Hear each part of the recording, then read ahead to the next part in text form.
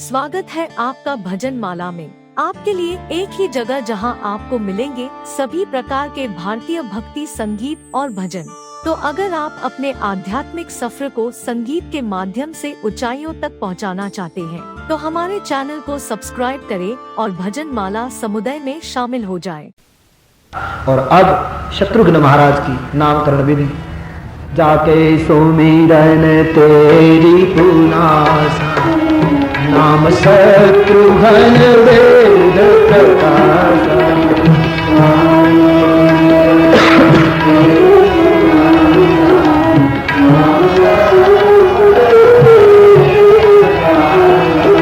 नाम शत्रुघ्न वेद प्रकाशा।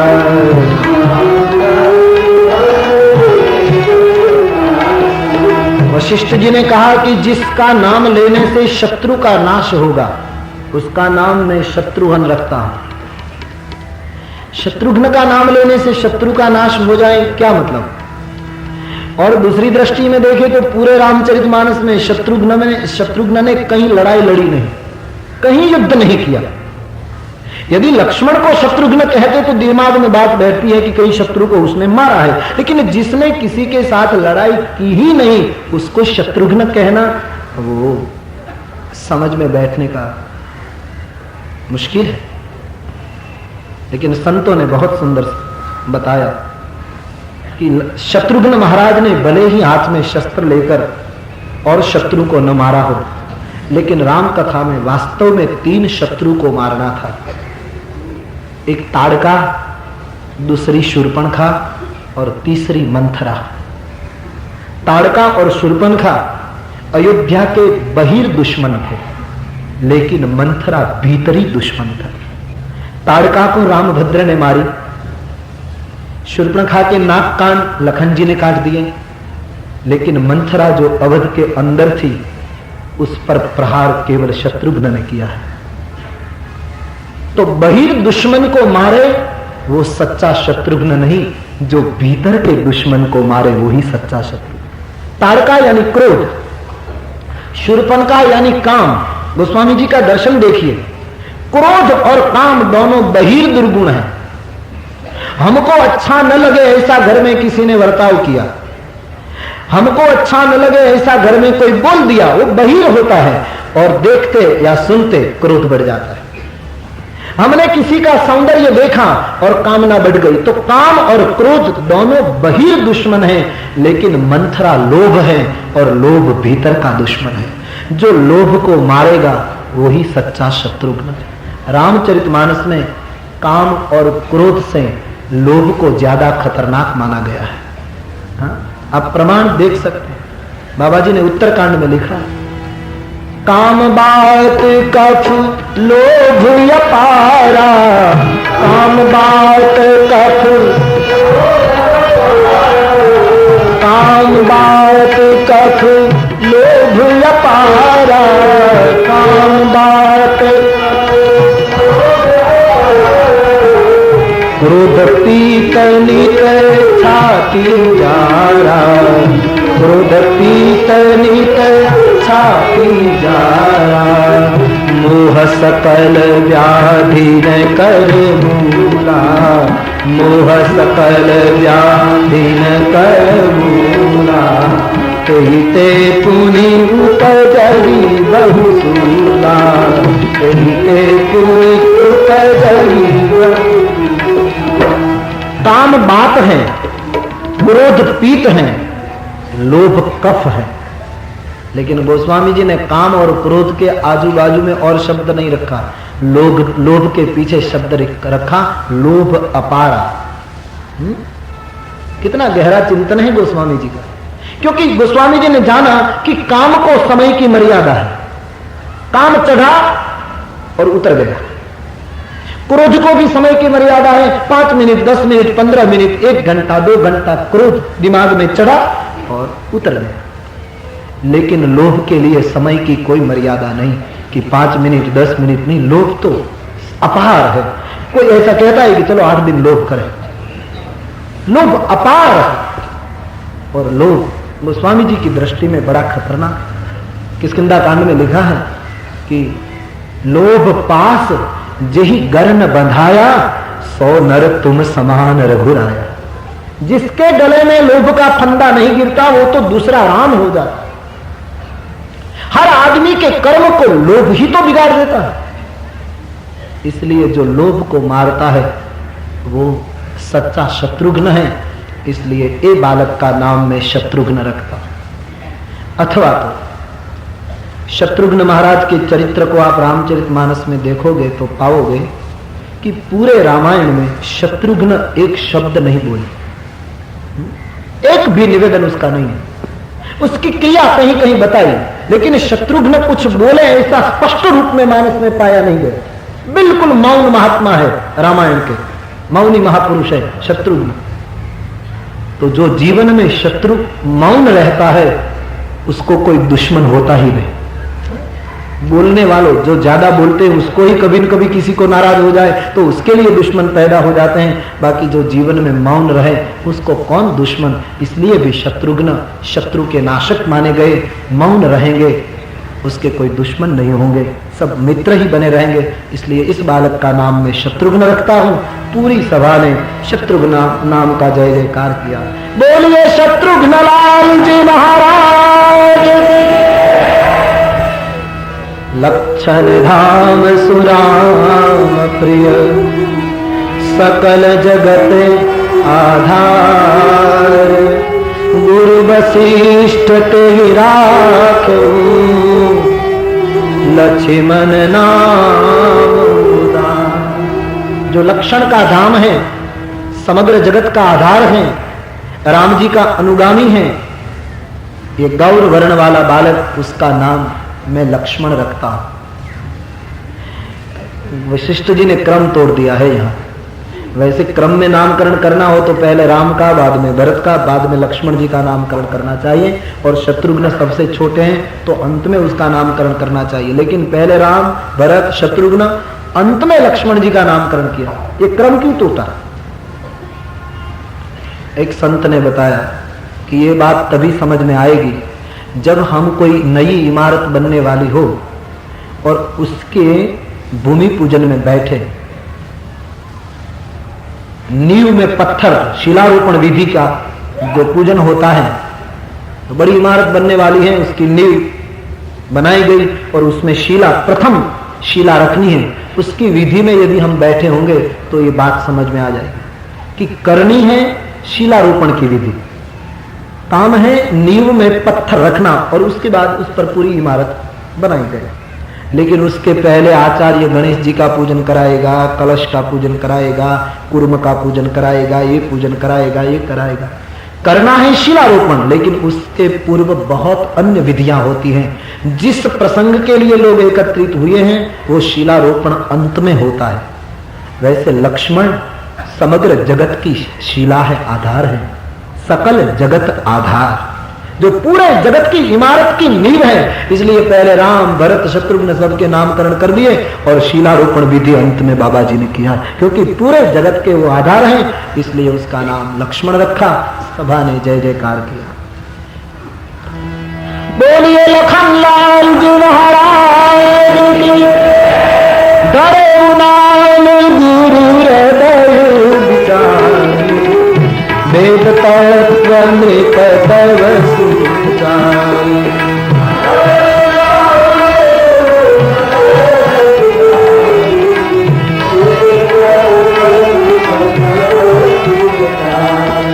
वेद तत्व नृप तव सुचारी।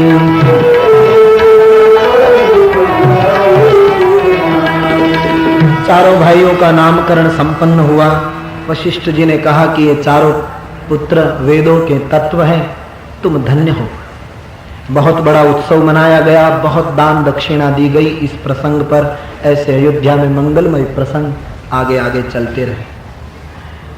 एक दिन की घटना गोस्वामी जी लिखते हैं, माँ कौशल्या जी ने राम जी को स्नान करवाया, कपड़े पहनाए, दूध पान किया, करवाया और पलने में सुलाकर लोरी सुना दी। राम जी सो गए।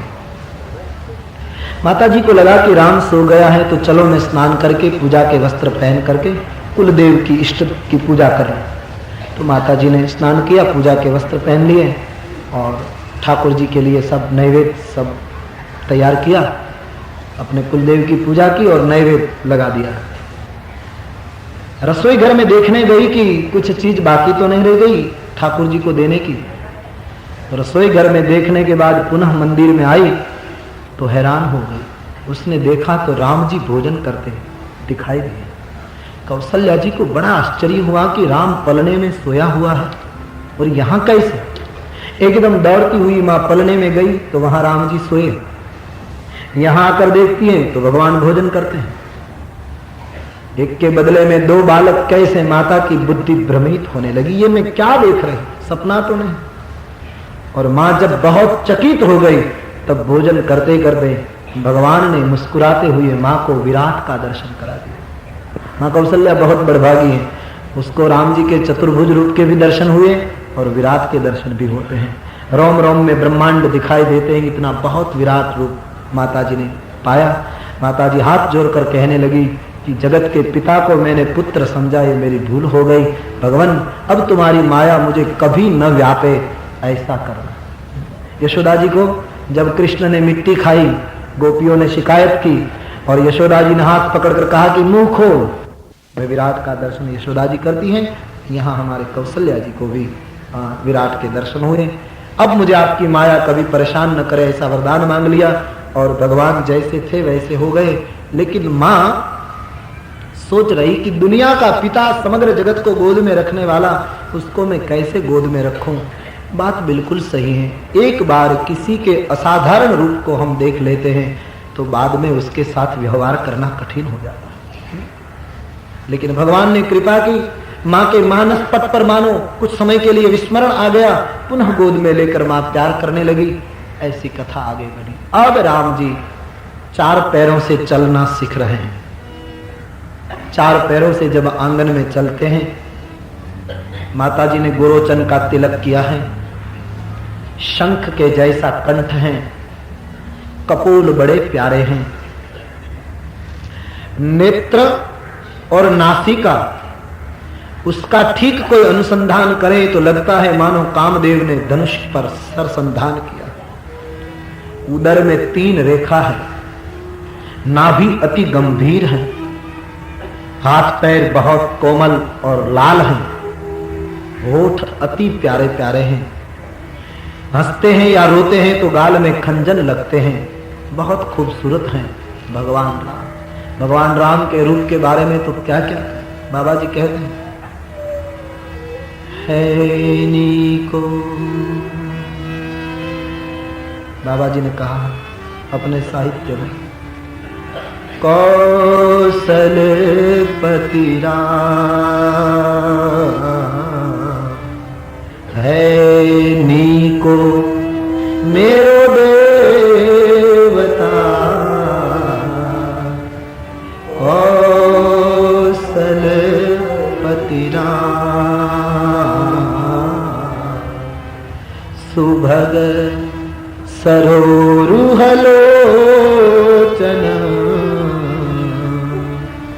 सूठी सुंदर श्याम, सुभग सरोरुहलो सूठी सुंदर श्याम, है नीको मेरो देवता, कौशल पति है नीको मेरो देवता, कौशल पति है।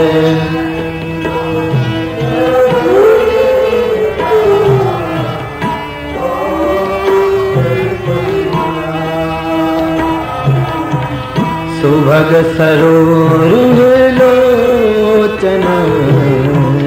सूठी सुंदर श्याम, सुभग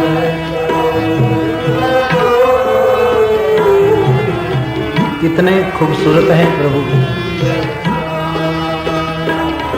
नव कंज लोचन कंज मुख कर कंज पद कंजाल।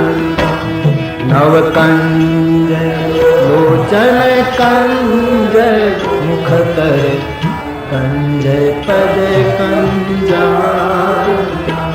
श्री रामचंद्र कृपालु भज मन हरण भव भयदान।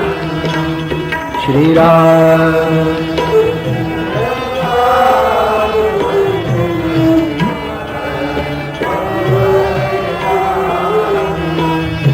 बाल रूप में बहुत सुंदर लगते हैं प्रभु। कई भंवरों की पंक्तियां मानो सर पर बैठी हैं, इतने काले केश झूल रहे हैं सर पर, आंखें बड़ी प्यारी हैं, क्या बताएं। वो स्वामी जी तो कहते हैं वो धन्य हैं जिन्होंने सपने में भी इस झांकी पाई हो। बड़ा मनोहर रूप है। दो दो दांत आए हैं, अभी दो ही दांत आए हैं, ऊपर दो नीचे दो। और जब बालक को दो दो दांत लगते हैं ना, तब बालक बहुत प्यारा लगता है। प्राकृत बालक भी 4 पैर से चलेगा और दो दो दांत होंगे तो कितना अच्छा लगता है। तो दुनिया का मालिक जब बालक बना होगा तब कितना प्यारा लगता है। तो ऐसे घूमते रहते हैं आंगन में, माँ बहुत दुलार करती हैं। अक्सर जननी तिनके तोड़ती रहती हैं मस्तिष्क के पर से, ताकि किसी की नजर न लग जाए। ऐसे दिन बीतते चले। अब राम जी 2 पैरों से चलना सीखने लगे। महल की दीवार को हाथ से छूकर आधार लेकर 2 पैर से चलते। मानस में नहीं लिखा, हमने संतों से सुना है कि जब राम जी 2 पैरों से, पैरों के बल हाथ दीवार को रखकर आधार लेकर जब चलते थे ना, उस वक्त अयोध्या के कौशल्या के आंगन में भारतवर्ष के प्रकांड परमहंस महात्मा भिक्षा लेने को आते थे। कौशल्या जी भिक्षा देने को आई। कौशल्या जी ने भिक्षा देने से पूर्व प्रश्न किया, बाबा बुरा मत लगा क्या कि मेरे घर राम का जन्म हुआ उसके बाद ही आप आते हैं, पहले कभी ऐसे महात्मा नहीं आए। राज क्या है? और आपके चेहरे को देखती हूं ना, तो आप भिक्षा मांगे ऐसे महात्मा नहीं, आप तो परम सिद्ध महात्मा। आप भिक्षा मांगे, दिमाग में बात नहीं है। भिक्षा आपका बहाना है, लेकिन हेतु कुछ और है। साफ साफ बताए। परमहंसों की आंखों से अश्रु बहे। मां क्या बताए? सच कह रही हो तुम, हम भिक्षा के लिए नहीं आते, भिक्षा बहाना है। हम तेरे राघव के दर्शन के लिए आए। 60-60 हजार साल बीत गई हिमालय में तपस्या करते करते, लेकिन ध्यान में जो रूप नहीं आया वो तेरे घर बालक बनकर आया। हम ये देखने आए हैं कि हमारी विरक्ताई से तेरी गृहस्थाई कितनी ऊंची है। और मां, हम तुम्हें अच्छा मनाने नहीं आए। तेरा राघव तेरी दीवार को हाथ रखकर चलना सीखता है ना, तो हम परमहंसों को ऐसा लगता है कि हम परमहंस हुए, इससे अच्छा होता हम तेरे दीवार की पत्थर बन जाते। क्योंकि इस राघव का हाथ हमको छू जाता तो हम कृतकृत्य हो जाते, इसलिए हम आते। और मां, यदि भिक्षा देना है तो तेरे लाल को उठाकर हमको करीब से दर्शन कर। कौशल्या जी ने कहा, महात्मा लोग देखो, मैं राम को लेकर आऊं, आपको दर्शन कराऊं, लेकिन एक शर्त, एक नजर नहीं देखना, देखकर पुनः नीचे देख लेना। बोले आप जो शर्त रखे कबूल हैं, लेकिन एक बार राघव को करीब लाए। मां कौशल्या जी राम को उठाती हैं, परमहंस के पास ले जाती हैं और सिद्ध महात्मा राघव के रूप के दर्शन करते करते कृतकृत्य होने लगे। ऐसे दिव्य लीला चलती है। अब भगवान बिल्कुल स्वतंत्र रूपेण दोनों पैर के बल चलना सीख, अब तो दौड़ सकते हैं बिल्कुल। भाइयों के साथ आंगन में खेलते हैं, मित्रों के साथ खेलते हैं। एक दिन की कथा अब बाबा जी ने लिखी कि एक बार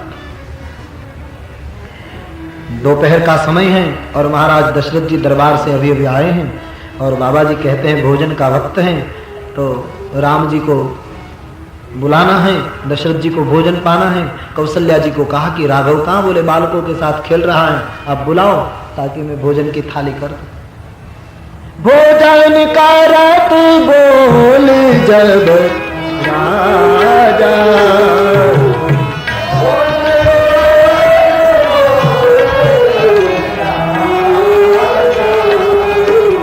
नहीं आवत तजी बाल समाजा,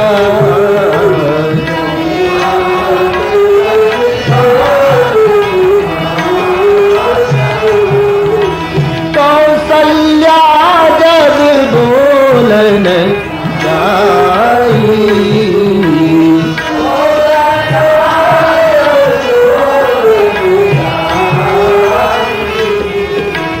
ठुमकु ठुमकु प्रभु चल गुराई,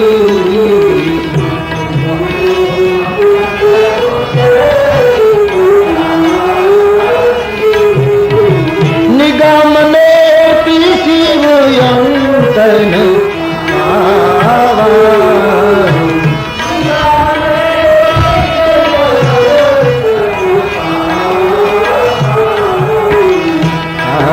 धरे जननी अतिधारा,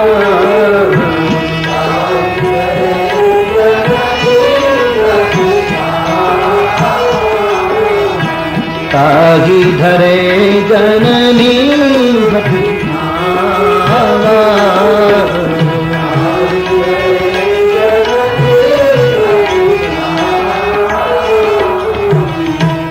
भोजन के लिए दशरथ जी राम को बुलाते हैं, लेकिन भगवान बालक के संग को छोड़कर नहीं आते। कौशल्या जी जब बुलाने गई तो राम पकड़े गए, और बाबा जी ने लिख दिया कि निगम नेति और शिव जिसका अंत नहीं पा सकते उसको माँ ने बलात् पकड़ लिया। ये प्रसंग बड़ा सिद्धांत रखता है। दशरथ जी राम जी को बुलाने गए तो राम क्यों नहीं पकड़े गए? एक अर्थ, दशरथ जी पिता बनकर बुलाने गए होते तो जरूर राम पकड़े जाते, लेकिन पिता बनकर नहीं गए, भोजन करत बोल जब राजा, राजा बनकर